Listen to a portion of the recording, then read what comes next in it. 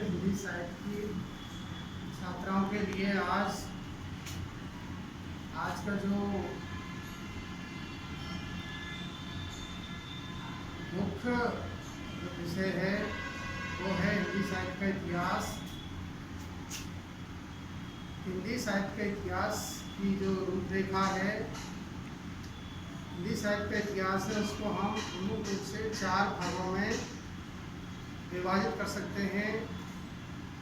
पहला है हिंदी साहित्य का आदिकाल, दूसरा है भक्तिकाल, तीसरा है रीतिकाल और चौथा है आधुनिक काल, जिसको आचार्य रामचंद्र शुक्ल ने गद्य साहित्य भी कहा है।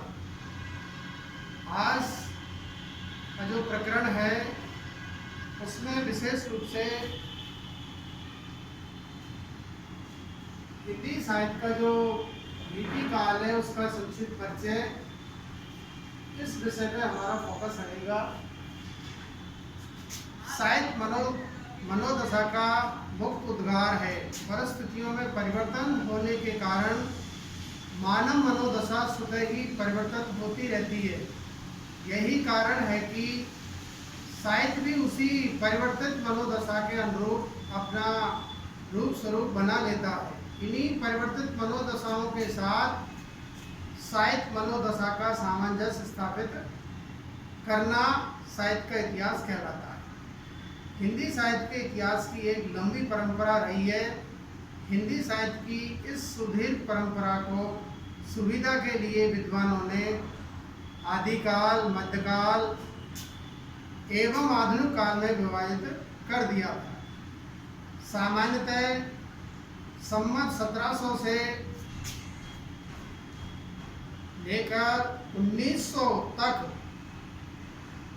यानी सन 1643 ईस्वी से 1843 ईस्वी तक का जो समय है, काल अवधि है, उसको हिंदी साहित्य में रीतिकाल नाम से अभिहित किया जाता है।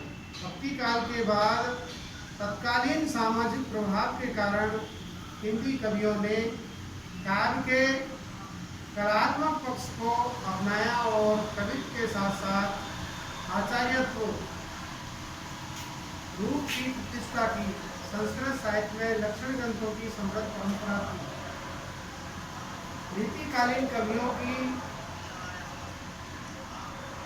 दरबारी जीवन मिला था। रीतिकालीन कवियों को दरबारी जीवन मिला था। इस कारण उनकी कविताओं में श्रृंगारिकता का समावेश होना स्वाभाविक था। संस्कृत में रीति शब्द का प्रयोग विशिष्ट पद रचना, रीति अर्थात विशिष्ट पद रचना के अर्थ में हुआ है, परंतु हिंदी साहित्य के रीति काल में काव्यों के लक्षण उदाहरण के विवेचन को रीति माना गया। अतः हिंदी के रीति काव्य का अपना एक विशिष्ट अर्थ है। लक्षणों के साथ अथवा अकेले उनके आधार पर लिखा गया काव्य, इस तरह रीति काल का मूलभूत आधार कवि शिक्षा था। रीतिकालीन काव्य का वर्गीकरण। रीति काल में प्रमुख रूप से 3 धाराएं, काव्य की 3 धाराएं प्रवाहित हुई थी, प्रचलित हुई थी। उनमें रीतिबद्ध, रीतिसिद्ध और रीतिमुक्त, ये 3 धाराएं विशेष रूप से हिंदी साहित्य का जो मध्यकाल है उसको आचार्य रामचंद्र शुक्ल ने 2 भागों में विभाजित किया था। पूर्व मध्यकाल, जिसको उन्होंने नाम दिया था भक्तिकाल, उत्तर मध्यकाल, उसको नाम दिया था रामचंद्र शुक्ल जी ने रीतिकाल। तो इस तरह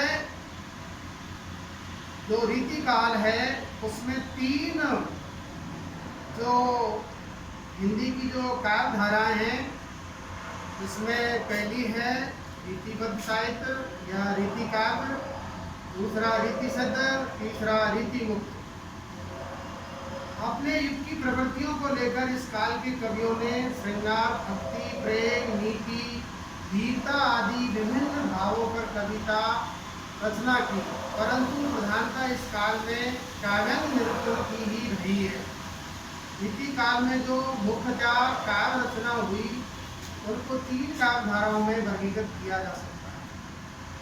पहली रीतिबद्ध काव्य धारा, दूसरी रीतिशुद्ध काव्य धारा, तीसरी रीतिमुक्त काव्य धारा। यहाँ इनका हम संक्षिप्त परिचय दे रहे हैं, छात्राओं को इससे विशेष लाभ मिलेगा। नंबर 1, रीतिबद्ध काव्य धारा। इस काव्य धारा के अंतर्गत वे कवि आते हैं जिन्होंने रीति निरूपक काव्य लिखे, अर्थात जिन्होंने रस, अलंकार, छंद, नायिका भेद, लक्षित वर्णन, गुण आदि काव्यों का शास्त्रीय निरूपण अपने काम में किया। इन कवियों का मुख्य उद्देश्य काव्य शास्त्र की शिक्षा देने के लिए काव्य शास्त्रीय विषयों का सौधारण प्रतिपादन किया था। इस उद्देश्य के लिए रीतिबद्ध काव्य धारा के कवि आचार्यों में कुछ ने मम्मट के काव्य प्रकाश का अनुकरण कर दक्षिण ग्रंथों की रचना की, कुछ ने रसवादी रीति ग्रंथ लिखे और कुछ ने भामाशाह,